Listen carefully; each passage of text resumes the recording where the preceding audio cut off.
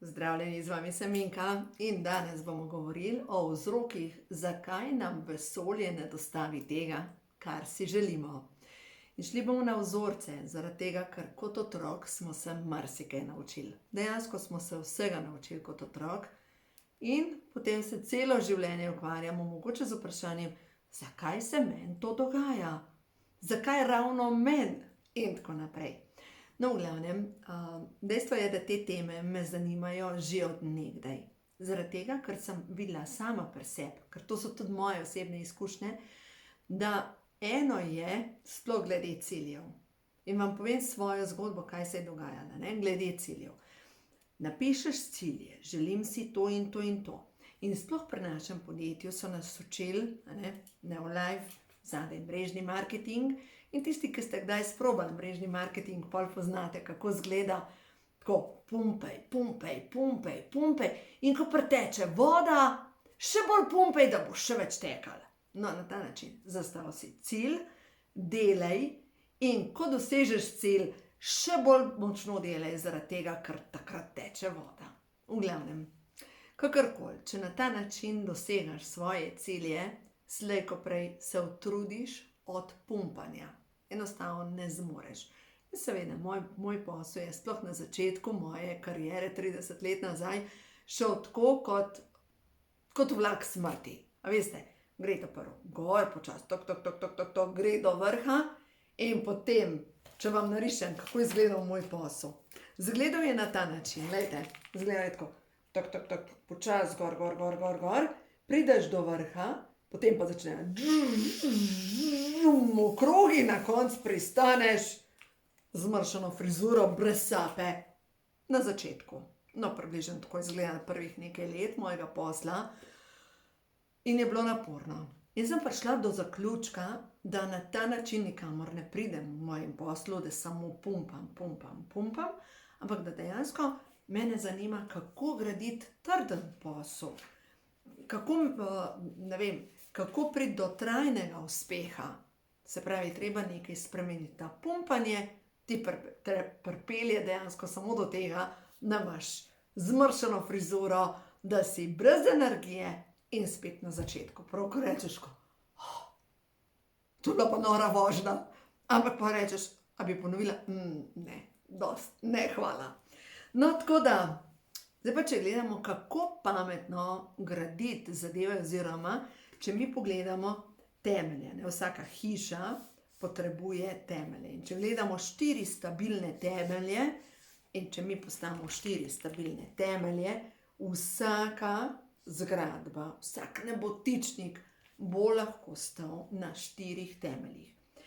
En od teh temeljev je povezan z vrednotami.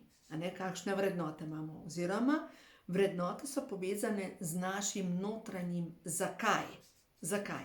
Zakaj jaz nekaj delam? Recimo, zakaj karkoli v življenju? Tukaj zdaj se lahko zgodi doseganje ciljev, je lahko vaša teža, se pravi vaša postava, je lahko povezano doseganje vaših ciljev povezano z denarjem in s tem povezano z dosegom nekih ciljev, kot je avto, hiša, potovanja, recimo. Ali pa recimo, kaj še, odnosi, recimo partner, zakaj jaz nekaj delam? Ker pogledajte, če je ta zakaj povezan s tem, da se bom lahko postavljala. Zdaj prva misel mi gre, ko gledam na partnerja. Veste, kjer program je meni delal velike težave, podzavestni program. Ženska, ki je samska, je nič vredna. Tako, kar nekaj. Ja, to je od nekje naložen program, verjetno mojih prednic, ker treba se poročiti, zato ker ženska, ki ni poročena, je nič vredna. In po obeh dveh linijah sem imela tako izkušnjo, pač imela jaz ne osebno, ampak moje babice, ker po eni strani moja babica, po mamini strani, je zanosila, ko še ni bila poročena.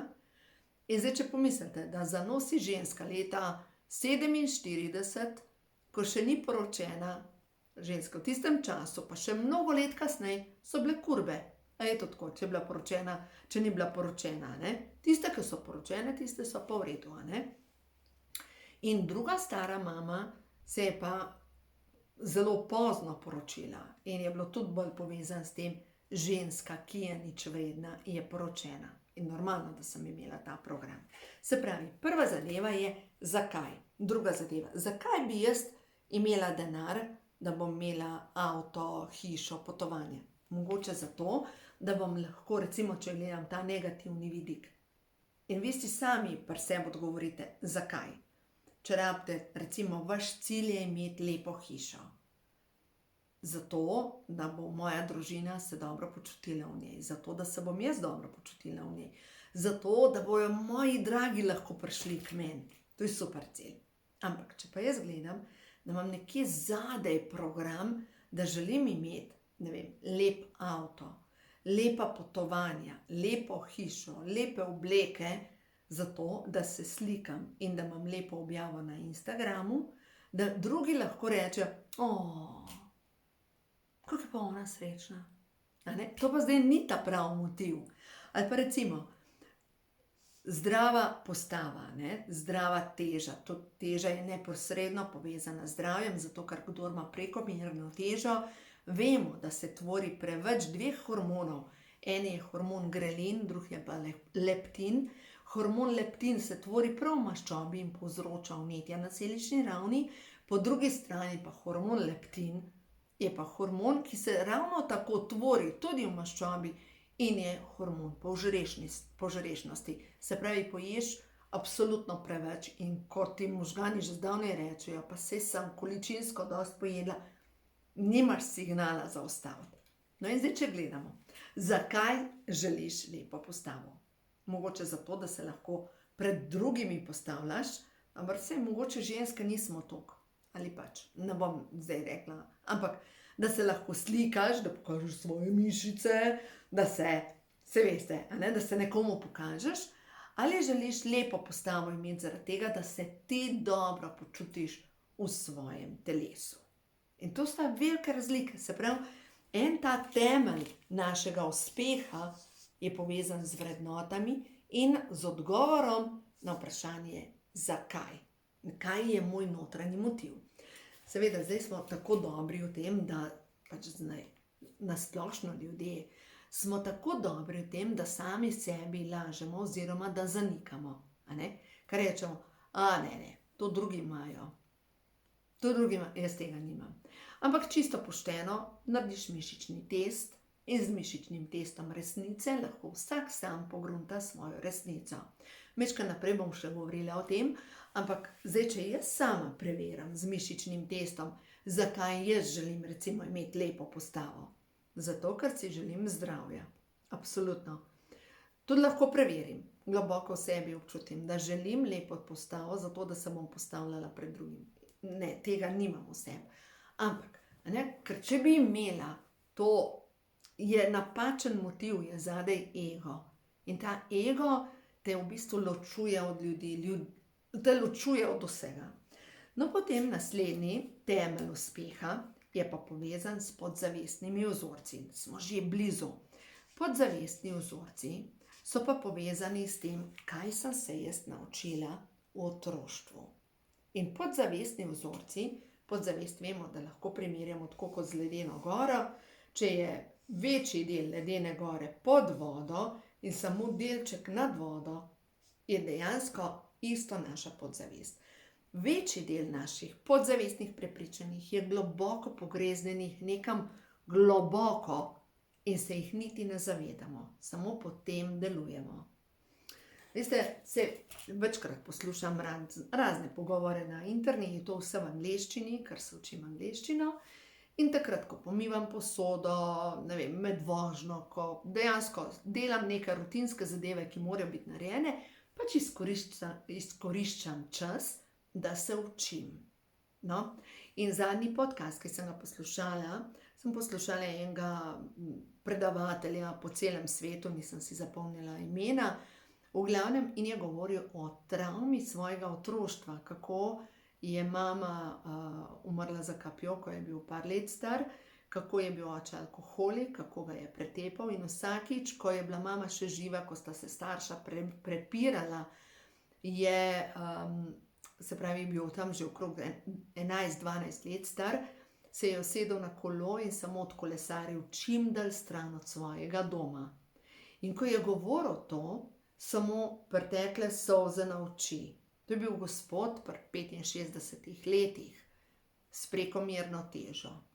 Tako sem rekla, joj, kako globoko travmo ima v sebi glede tega, kako je kolesaril, kako je bežal. No, in zadnjič se je ravno tako meni zgodilo, ko sem govorila z eno ljubo gospo, mojo stranko, in je razlagala o tem, kako so zdravniki ji predpisali neka zdravila in kako jo je strah jemati ta zdravila zaradi stranskih učinkov.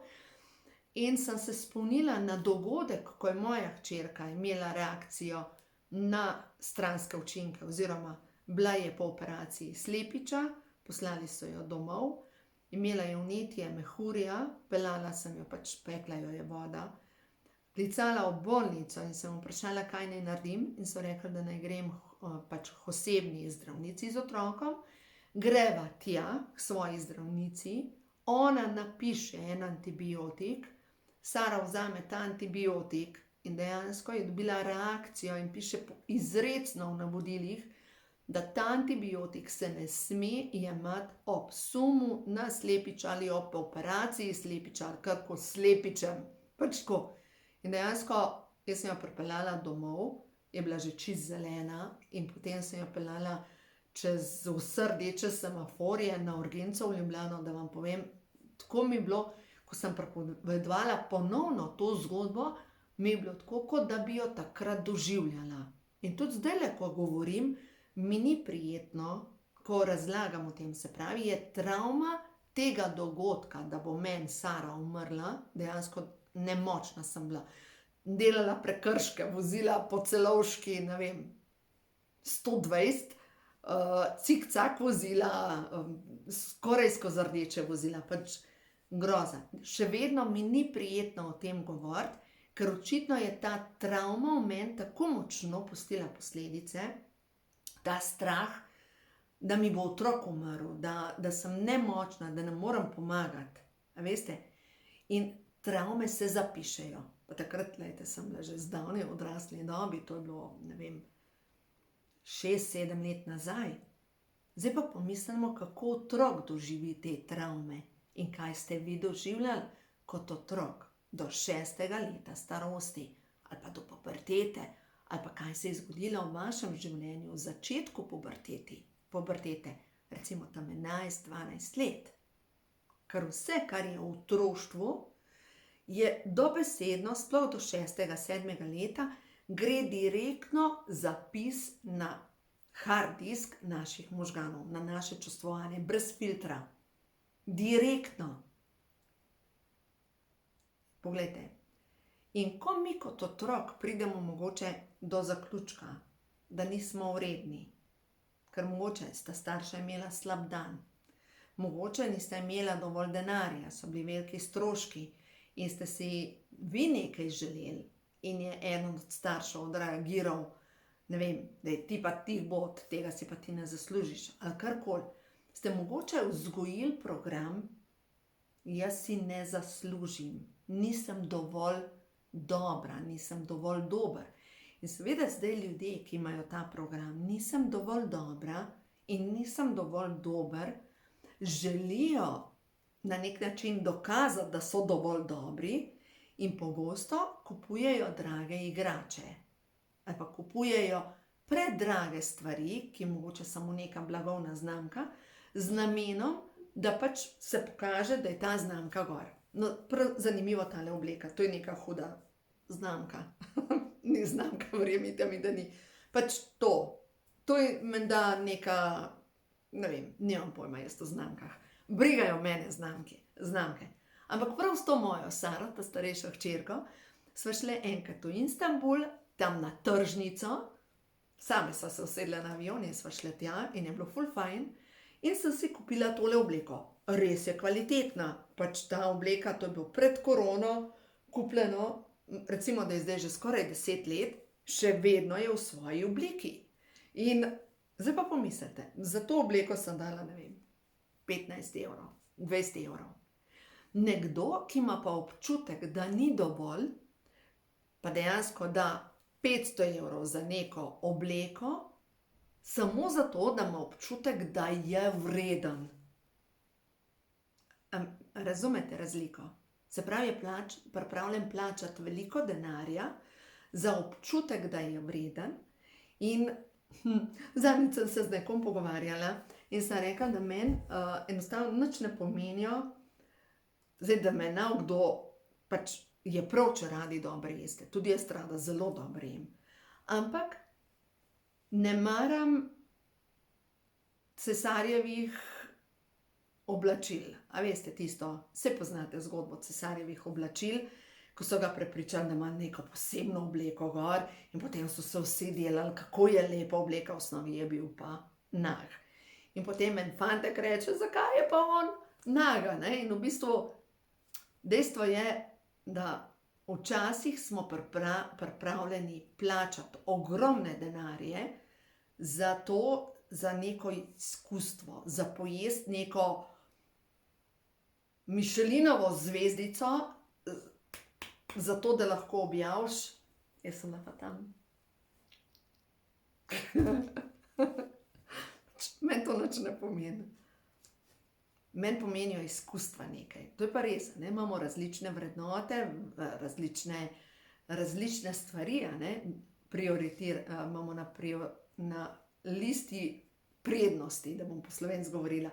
Ne? In to pomeni, da mnogi ljudje potem zaradi tega občutka manj vrednosti zapravljajo velike količine denarja z namenom, da lahko drugim pokažejo le, koliko sem ureden, koliko sem uredna. O tem sem pisala v tej knjigi, ko imajo moški hormoni žur, in sicer maske, za katerimi se skrivamo. In te maske, mogoče vam bo zelo prav prišla knjiga Maske moškosti, kjer Louise Howells razlaga o tem, kako se ljudje skrivamo za maskami. Jaz sem pa dejansko šla iz vseh tistih zgodb pobrati ven programe, ki so možni in ki jih dejansko gremo preveriti z mišičnim testom, ali ta program zame deluje ali ne. Čakajte, vam bom povedala. Se pravi, ranjeni moški se skriva za maskami. Moja Pija je rekla, veš, mami, moški potrebujejo terapevta in ljubezen. Moški se morajo mehčati. Skrivajo se za svojo močjo in mišicami, v osnovi pa so tako ranjeni, da so postali nečuteči. Moški se delajo, da so preprosti, v osnovi pa so roboti s potlačenimi čustvi. In potem je rekla, Pija, te lahko podpišem? Je rekla, veš, kar ti sebe podpiš. Ampak kakorkoli je res, da mnogi, ampak tudi ženske, tukaj ne govorim, samo moški so taki.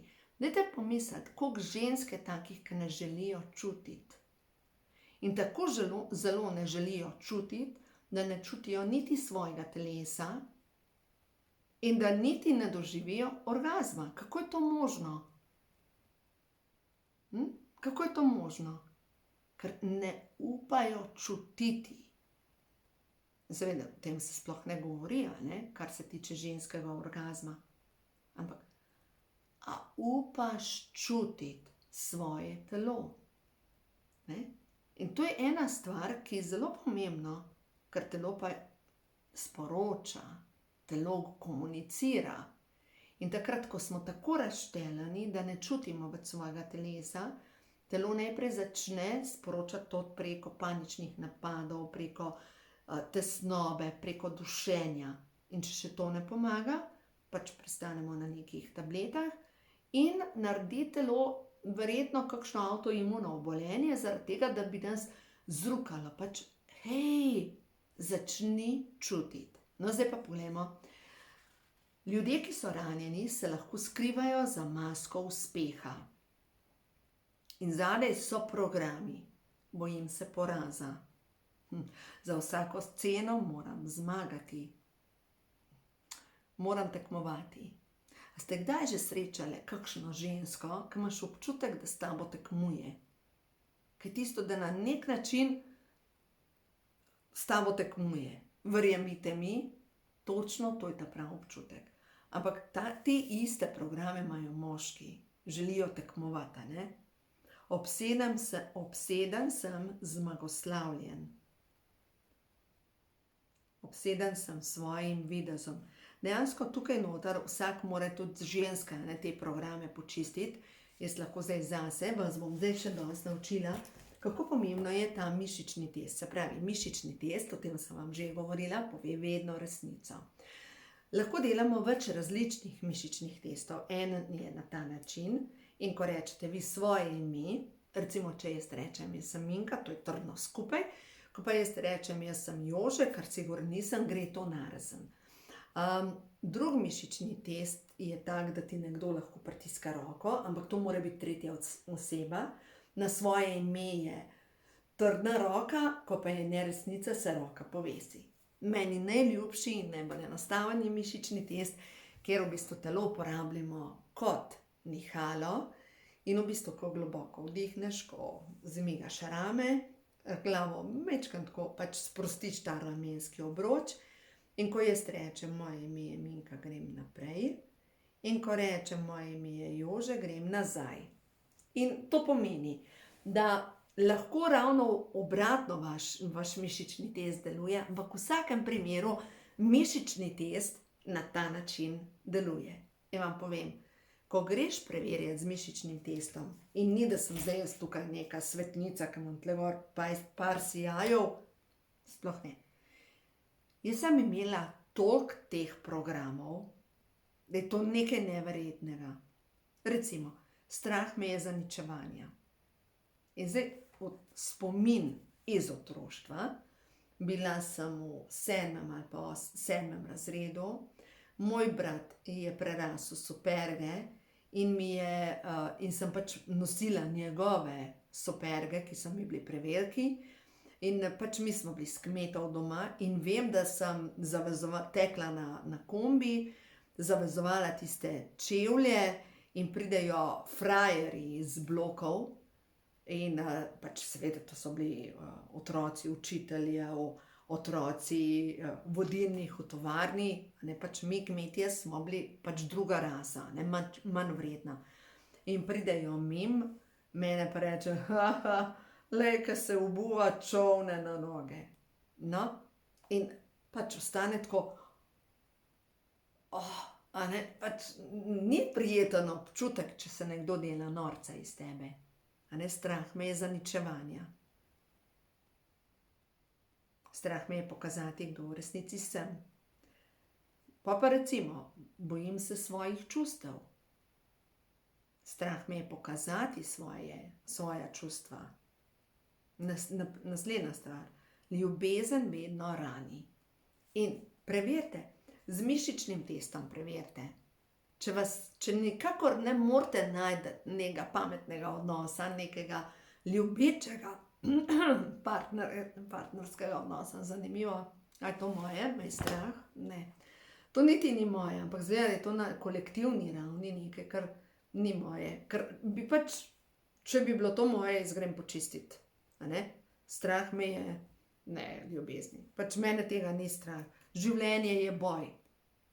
To so stvari, ki se čistijo zdaj in dovolj je tega, življenje je boj. Ljudje rečejo, moram borbati. Veš, kako moram borbati? Ja, normalno, življenje je boja, ne? In tako naprej. Potem, ranjeni ljudje se skrivajo za maskami šaljivca ali vsevedneža. Ranjeni ljudje bežijo pred ljubeznijo. Potem naprej, ranjeni ljudje lahko varajo in samo ranjen človek je lahko v odnosu prevaran. Ja, ne? Ranjeni ljudje so lahko verbalno in ali fizično agresivni. In potem strah me je avtoritet. Pač preverite z mišičnim testom, tukaj noter je toliko nekih programov, da človek reče, koliko časa bom pa morala živeti. No, pojmo zdaj naprej pogledati, da ne bo predolg video. V glavnem, če mi želimo ustvariti nekaj trdnega, je pomembno, da vemo, motiv, zakaj želimo ustvariti, da pogledamo podzavestne vzorce, zakaj, kaj me zadržuje. Naslednji tak temelj, trden temelj moje rasti, seveda še vedno povezan s podzavestnim vzorcem, ampak je marljivost in iznajdljivost.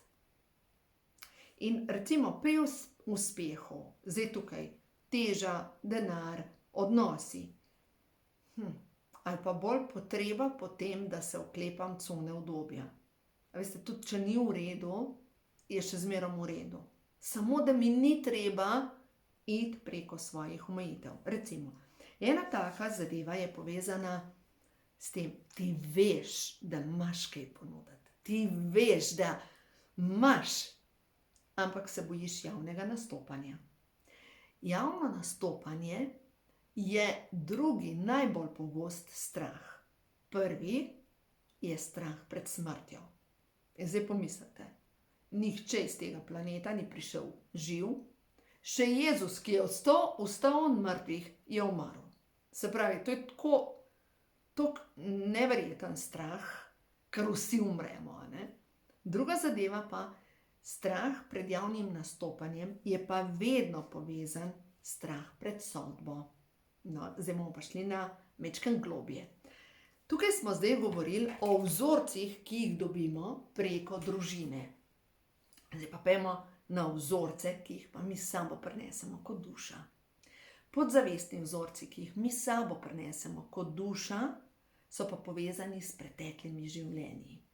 In zdaj pomislite, jaz verjamem v to, da smo veliko več, kot mislimo, da smo.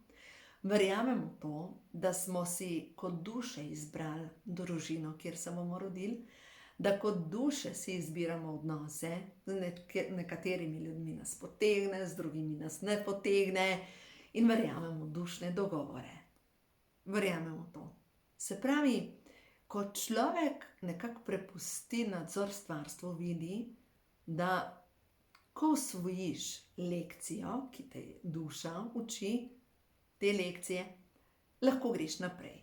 In na življenje jaz gledam bolj kot na neko video igrico, ki, ko upraviš prvo stopnjo, greš v drugo stopnjo in zdaj včasih je druga stopnja manj zahtevna, včasih pa bolj zahtevna. Ampak v vsakem primeru nobena stopnja ni taka, ki je ne moš živ prehoditi. To je pomembno. Se pravi, vsaka lekcija je taka,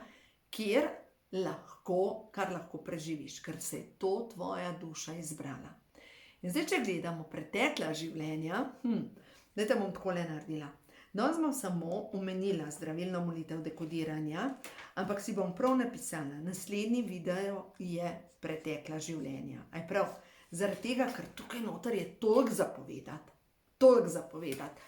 Dejansko, toliko imamo mi za predelati in vsi vemo, da imamo ruzake, natrpane s težo, da imamo vzorce po koreninah družinskega debla, da imamo vzorce iz našega otroštva, da s sabo nosimo neko bolečino, pa se sploh ti ni jasno od kje.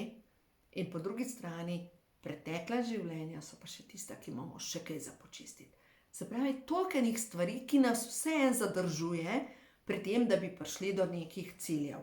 In naslednja zadeva so pa zaobljube. In prav zaobljube iz preteklih življenj.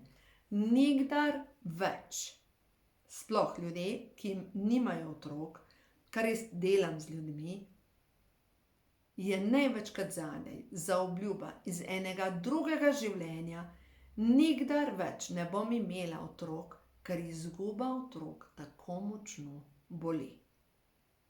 In zdaj pomislite, se pravi, ustvarjanje nečesa, zavestno manifestiranje očesa, vse je dobro, pumpej, ampak še bolj pameten pa je, poglej temelje, poreži tiste energije, ki te vežejo na to situacijo, kjer si danes, zato da te življenje lahko izstreli tja, kjer je tvoja želja, kjer želiš biti, kar manifestiraš.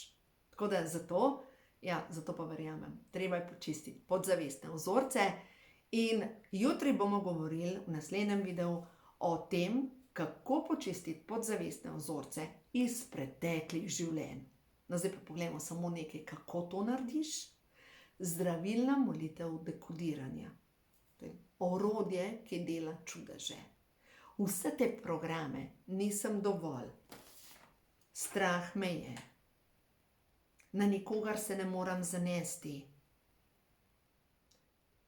To, kar si ponavljaš v glavi, da drugi so vedno na prvem mestu, da drugi so bolj srečni od tebe, ali pa nihče me ne mara. To so brezvezni programi, ki jih ne potrebuješ.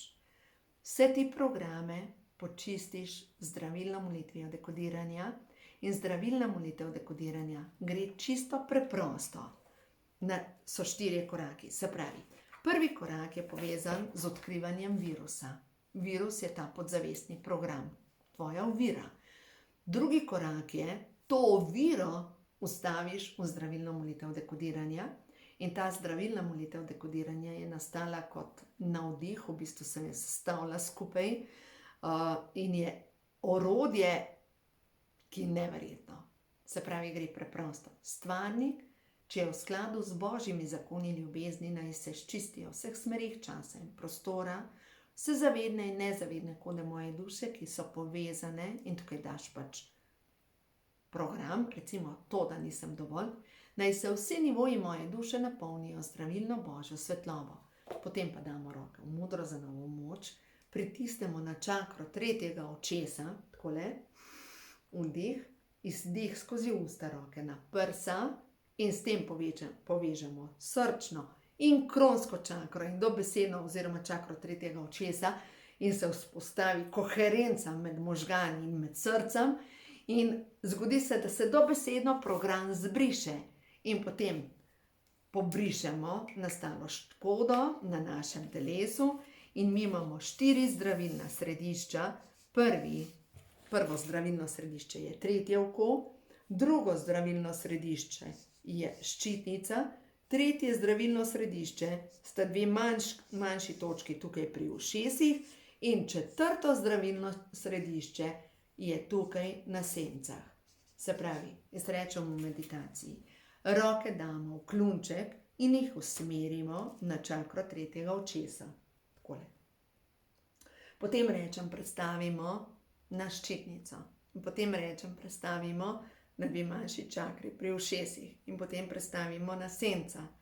In naslednji korak je, roke damo v položaj blagoslova in si predstavljamo, da med rokami, med dlanmi ustvarjamo čarobno kroglo. In v tej čarobni krogli naslikamo vse tisto, kar vemo, da nam pripada. Kar si lahko zamisliš, to ti pripada. Če je moč ustvariti željo, jo je moč tudi uresničiti. In tukaj ti začneš sanjati o tem, manifestirati, občutiti. To, kar sem vam včeraj govorila v zadnjem videu, kako pač zavestno manifestiraš z občutki, z vonjavami zdravje, uspeh, ljubezen, denar, potovanja, avto, hišo, vse tisto, kar ti želiš, da se ustvari v tvojem življenju. Še bom o tem govorila, je prav. To je zdaj samo za začetek, bomo spodaj dala povezavo do zdravilne molitve dekodiranja in naslednji video bomo govorili o preteklih življenjih in podzavestnih vzorcih. Tako da se vidimo jutri, uživajte in ja, glejte, verjamem, da pozitivna energija lahko premaga vse, čisto vse. To je neka vibracija, ki jo oddajamo v svet in ta vibracija nam prinaša vse tisto, kar si želimo, ker se usklajujemo na določeno frekvenco. Tako da uživajte, še kakšno pozitivno karto, tako da uživajte in še kakšno pozitivno karto. Dajmo, no, bomo pa samo 3 sporočila s kart prehodu v novo dobo. Da vidimo, za tole dušico, ki tole posluša do konca. Stvarstvo, kaj je ta trenutek sporočaš, kaj je za njo res pomembno, kaj je prav, da v zavesti, kaj je prav, da ve. Da vidimo, zate. Oh. Vzem si malo časa za sebe. Za trenutek naj odloži delo, draga. Ta pa ta. In naj prisluhne sporočilom svoje duše. Kar, le kaj je prišlo, tema. Kaj se skriva v nezavednih delih tebe? Prosim za zavedanje. In prišla je karta odpuščanje. Za trenutek naj odloži delo, draga ali pa dragi. In naj prisluhne pesmi svoje duše. In potem duša začne peti, včasih kričati. Ali pa govoriti, ali pa šepetati. In ti pove tisto, kar potrebuješ slišati. In ko sem jaz prišla do te točke, ko sem se ustavila, leta 2002, sedela sem na kavču v sobi, ta mala hčerka je bila dojenček in se jo spavala, v miru sem jo dojila, pa pospavala in zraven brala knjigo Moč je v tebi. In pridem do točke, ko sem se za trenutek ustavila. In sem prišla do nekega besedila, kjer piše, da poglej odnose, ki te najbolj bremenijo, kaj občutiš do njih. In tako razmišljam, kaj občutim do svakinje. In gre čez mene. Fovš si. Ne, jaz nisem nobeno fovš. Ona je taka. Ja, pa še kako sem bila fovš. Ker je imela lepši partnerski odnos kot jaz. In druga zadeva, kaj občutiš do svojega moža, je šlo čez mene, sovražim ga. Tega sem se šele ustrašila. Nisem imela orodij, kako naj to počistim. In to sovraštvo, to je pa vezano na jutrišnji video, ker bom govorila o tem, kako pretekla življenja vplivajo na naša sedanja življenja. In kako si izberemo ljudi, s katerimi imamo take močne energije, recimo sovraštvo, v tem življenju za najbližje ljudi in z njimi smo toliko časa, za najbližje ljudi in z njimi smo toliko časa, dokler ne predelamo te lekcije. Tako da, juhej, tole zanimivo potovanje, ki se mu reče življenje. Tako da, uživajte, smo na liniji jutri.